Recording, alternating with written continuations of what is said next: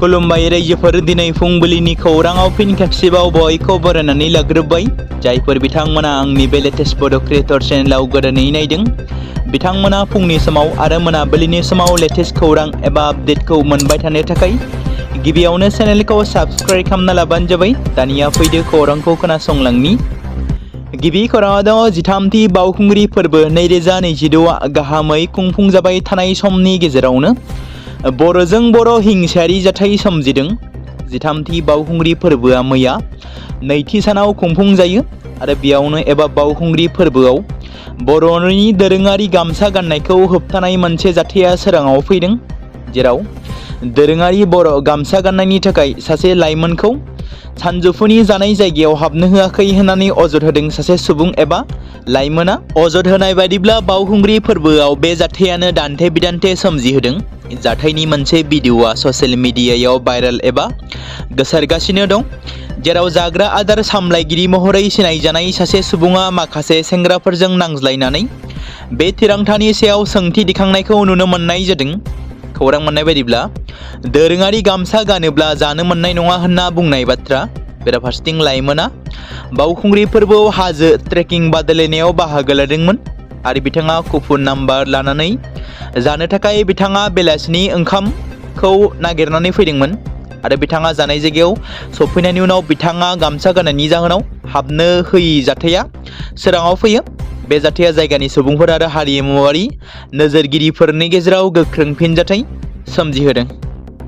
मोनसे दुखुनांथाव आरो सहायनो हाथावै जाथाय।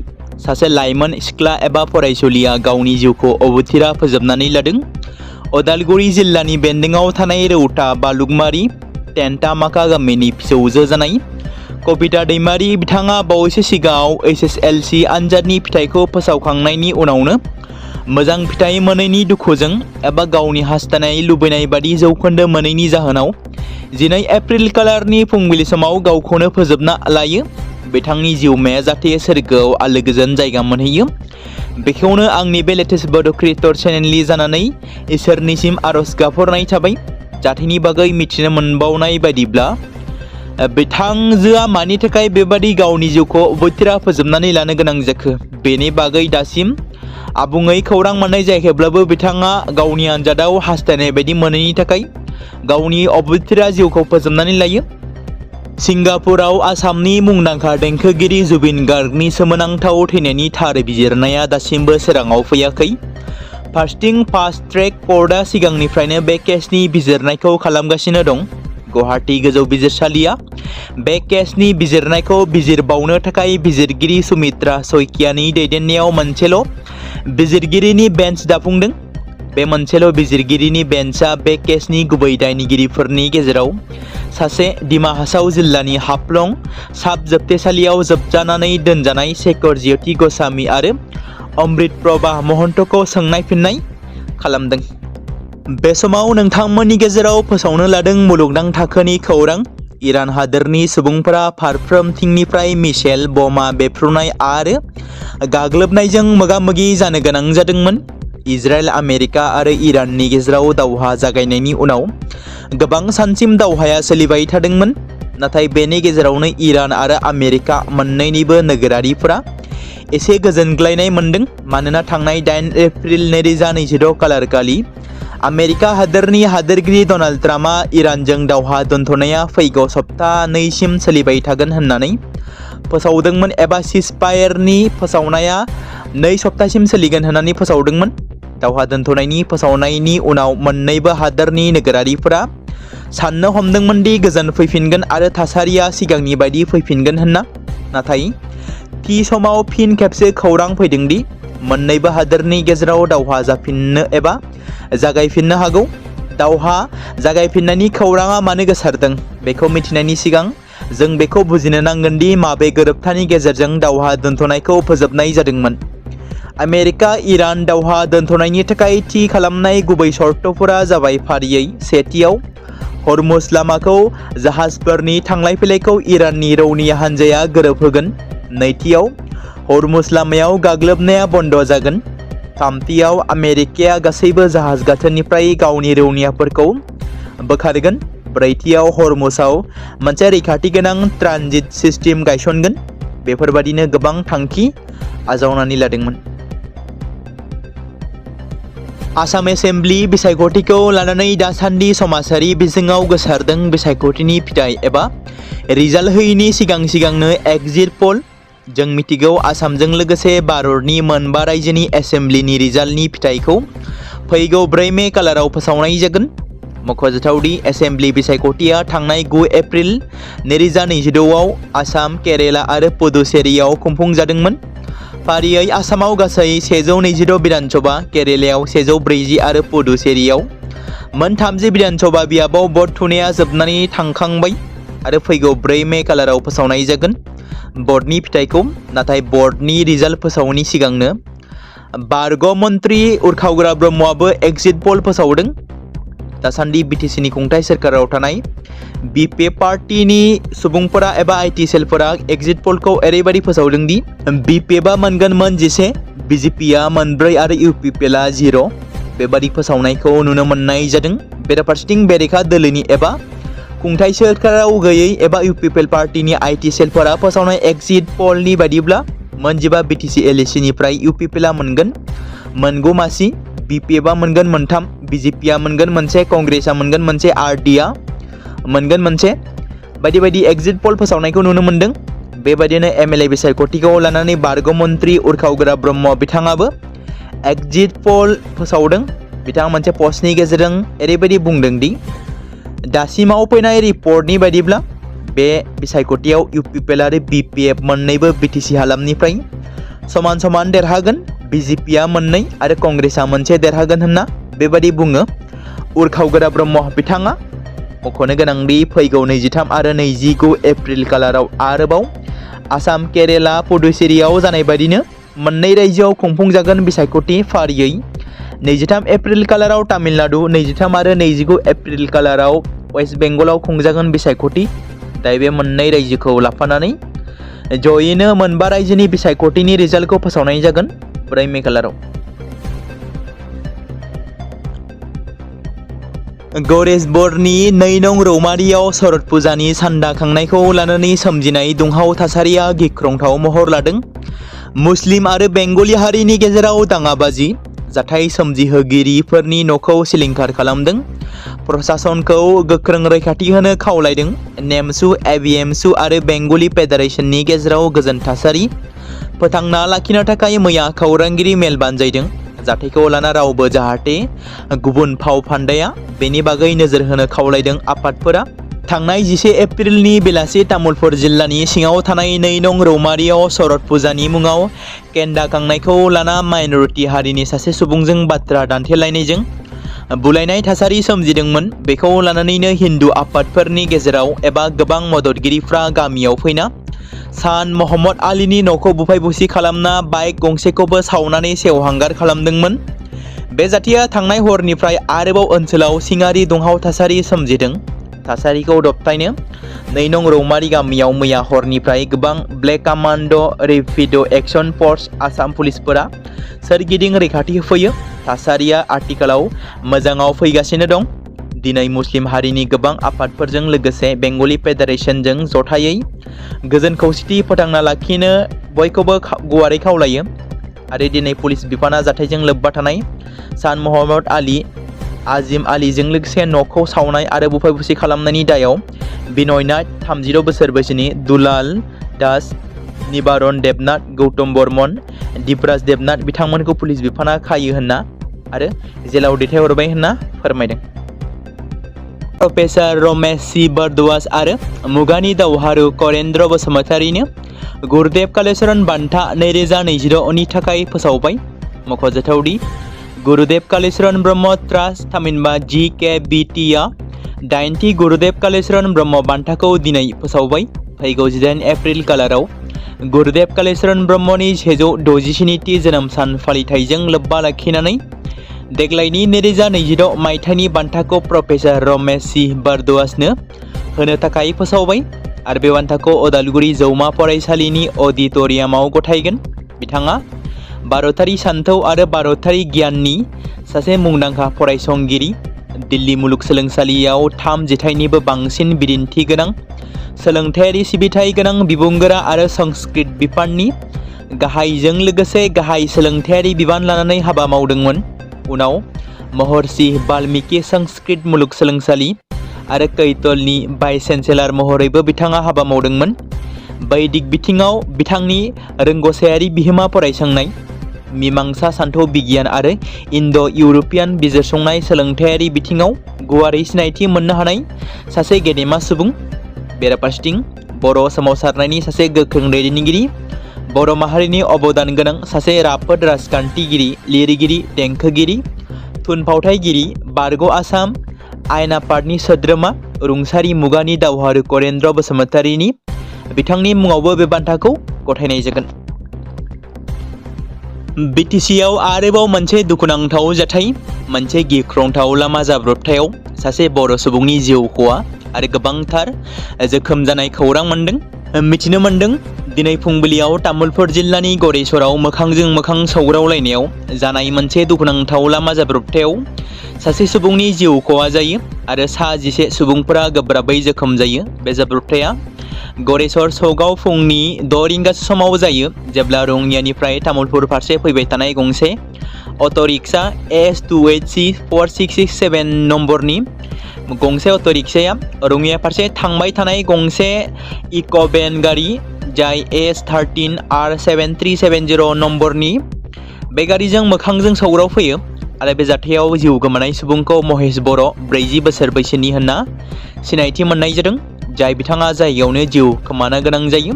जाथायनि बागै खौरां मोननाय बायदिब्ला दावबायारिफ्रा गुजरातनिफ्राय बैसागो फालिनो थाखाय फैफिननाय समाव रङिया रेलवे स्टेशनाव सहैनायनि उनाव बिथांमोना टेम्पुजों गाव गावनि न' फारसे थांगासिनो दंमोन आरो बे समावनो जाब्रबथाया जायो। जोखोम जानाय सुबुंफोरखौ थाबैनो तामुलपुर महकुमा सिभिल हस्पिटालाव थिसननाय जायो।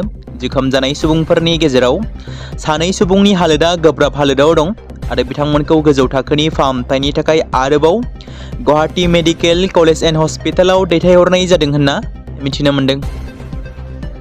पार्लियामेन्टनि जर'खा जथुम्माया फैगौ बृहस्पतिबार खालारनिफ्राय जागायगोन। बे जर'खा जथुम्मायाव आइजो गोहोगोरा आयेननि सायाव सोदांनाय बिलखौ थिसननाय जागोन। स्पेशल सिजनाव थिसनजानो गोनां बिलखौ लानानै खुंथाय आरो बेरेखा दोलोनि गेजेराव दान्थे-बिदान्थे जागायदों। कंग्रेस पार्टीनि पार्लियामेन्टारि दोलोनि दैदेनगिरि सनिया गान्धीआ पार्लियामेन्टनि स्पेशल सिजनखौ लानानै बुङो दि सोरखारनि खामानिनि गुबै जेंनाया आइजो रिजार्भेसन नङा। फारसेथिं हादोरनाङैनो लकसभानि मासिफोरनि अनजिमा बांनायनि सायाव संसदआव थिसनजानो गोनां बिलनि सोमोन्दै कंग्रेसनि दैदेनगिरि गान्धीआ बुङो दि लकसभायाव गोहो बांहोनाय आरो बियाबनि सिमा थि खालामनाय खान्थिया सानखान्थियारि बिथिङावल' गेबें नङा, राजखान्थियारि बिथिङावबो समानथि गोनां जानांगौ। बिथाङा अजद होबावदों दि दा गाहाय मन्त्रि नरेन्द्र मोदीनि गुबै थांखिया हादोरारि सुबुं सानखोखौ आरोबाव गोबाव खालामनाय। तामिलनाडु आरो सोनाब बंगआव बिसायख'थि फोसावदिंनायखौ मोजाङै खुंनो थाखाय सोरखारा स्पेशल सिजन लिंहरदों। गान्धीआ बे अजदखौ दिखांदों। गान्धीआ बेखौबो बुङो दि थाबैनो जथुम खुंनाया मोनसे जाहोन जानो हागौ जाय राजखान्थियारि मुलाम्फा मोननो आरो बेरेखा हान्जाखौ खहा खालामनो थाखाय सेप्तेम्बर 2023 खालाराव मोनसे जर'खा जथुमनि गेजेरजों संसदआव खौसेयै आइजो गोहो होनाय आयेन 2023 खौ गनायथि होयो। बे आयेननि गेजेरजों संबिजिरनि दफा आर्टिकल 334 खौ मावफुंनाय जादों, जायनि गेजेरजों उननि सुबुं अनजिमानि सायाव बिथा खालामनानै सिमा बांहोनाय हाबाफारिखौ फोजोबनायनि उनाव लकसभा आरो विधानसभा मोन्नैयावबो आइजोफोरनि थाखाय 3 बाहागोनि 1 बाहागो रिजार्भेशनखौ बिथोन होनाय जादों होनना गोबां अजद गोनां बाथ्राखौ बुंदों सनिया गान्धीआ। सनितपुर जिल्लानि राङापारायाव आयेन बेरेखा दंफां लानानै फैनाय गंसे ट्राक गारिया जाब्रबथायाव गोग्लैनायनि जाहोनाव ओनसोलाव दावराव-दावसि सोमजिहोदों। बे जाब्रबथाया फुंनि समाव राङापारानि 2 नं बाहुमारि गामियाव जादोंमोन। खौरां मोननाय बादिब्ला रेजिस्ट्रेशन नम्बर गैयालासे गं 6 साखा गोनां ट्राकआ राङापारानिफ्राय दिकियाजुलि फारसे थांबाय थानाय समावनो हरखाबै कन्ट्रल खोमानानै लामा सेराव गोग्लैयो, जेराव ट्राकआ आयेन बेरेखा दंफां बाथामजों बुंफबनायमोन। जाब्रबथायनि उनाव गारि सालायगिरि आरो हेन्डीमेनआ जाथायथिलिनिफ्राय खारखोमालाङो। बे समावनो जाथायनि खौरां मोननायनि उनाव राङापारा पुलिस आरो आमारिबारि हाग्रा मावख'नि हाग्रा बिफाननि बिबानगिरिफोरनि मोनसे हानजाया जाथाय जायगायाव सहैयो आरो नायबिजिरनायखौ जागायो। हाग्रा बिफाननि सुलुंनिफ्राय फोरमायथिनाय एबा मिथिनाय बादिब्ला जब्द खालामनाय आयेन बेरेखा दंफांनि बेसेना 20 लाख रांसो जागोन होनना मिथिहोदों। मख'नो गोनांदि सनितपुर जिल्लायाव दंफां सिखाव फालांगि बायदि आयेन बेरेखा खामानिफोरा गोबाव समनिफ्रायनो जाबोगासिनो दं होनना मिथिमोनदों।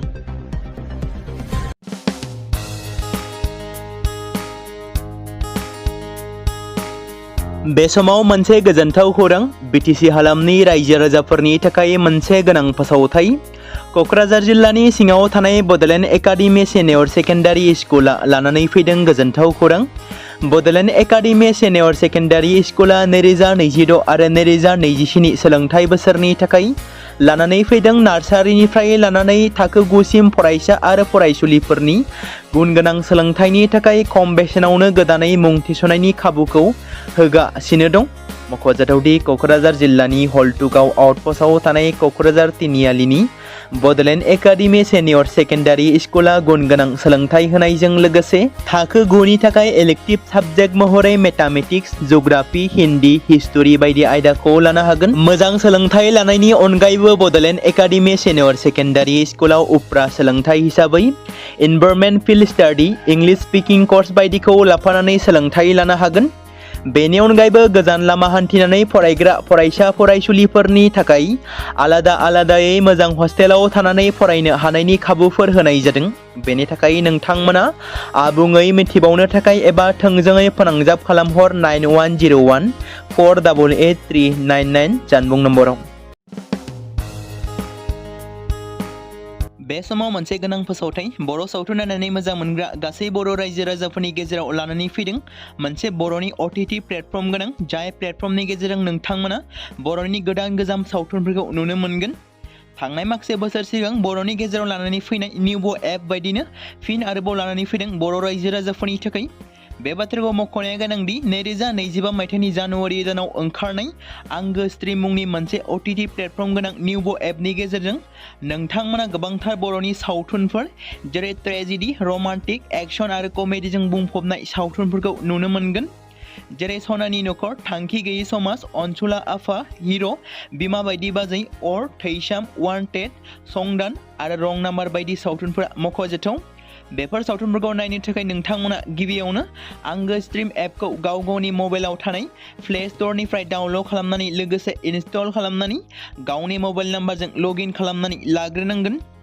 बेनि उनाव नोंथांमोना गोबांथार नुनो मोनै सावथुनफोरखौ गुगोल पे, फन पे आरो पेटिएमजों रं नाम्बार सावथुनखौ नायनो थाखाय 60 रां आरो संदान सावथुनखौ नायनो थाखाय 80 रां, वान्टेड सावथुनखौ नायनो थाखाय 60 रां, थैसाम सावथुनखौ नायनो थाखाय 60 रां बेबायदिनो गोबांथार नुनो मोनै सावथुनफोरखौ नायनो थाखाय सुबिदा खालामनानै होदों आंगो स्ट्रिम प्लेटफर्मा। फिन नोंथांमोननि गेजेराव फोरमायबावनो लादों बर' सावथुन नायनानै मोजां मोनग्रा गासै बर' रायजो राजाफोरनि गेजेराव लानानै फैदों मोनसे बर'नि OTT प्लेटफर्म गोनां, जाय प्लेटफर्मनि गेजेरजों नोंथांमोना बर'नि नुनो मोनै सावथुनफोर जेराव गोदान गोजाम सावथुनफोरखौ नुनो मोनगोन।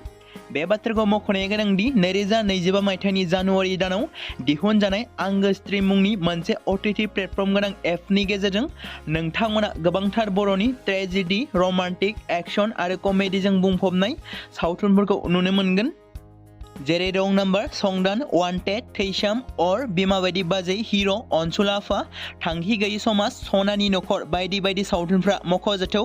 बेफोर सावथुनफोरखौ नायनो थाखाय नोंथांमोना गिबियावनो आंगो स्ट्रिम एपखौ गाव गावनि मबाइलाव थाखानाय प्ले स्ट'रनिफ्राय इनस्टल खालामनानै गावनि मबाइल नाम्बारजों लगइन खालामखांनायनि उनाव नोंथांमोना गोबांथार नुनो मोनै सावथुनफोरखौ गुगोल पे, फन पे आरो पेटिएमजों रं नाम्बार सावथुनखौ नायनो थाखाय 60 रां, संदान सावथुनखौ नायनो थाखाय 80 रां, वान्टेड सावथुनखौ नायनो थाखाय 60 रां, थैसाम सावथुनखौ नायनो थाखाय 60 रां बेफोरबायदिनो अर सावथुनखौ नायनो थाखाय 60 रां पे खालामनांगोन। बेबायदिनो गोबांथार नुनो मोनै बर' सावथुनफोरखौ नायनो थाखाय सुबिदा खालामनानै होदों आंगो स्ट्रिम प्लेटफर्मा।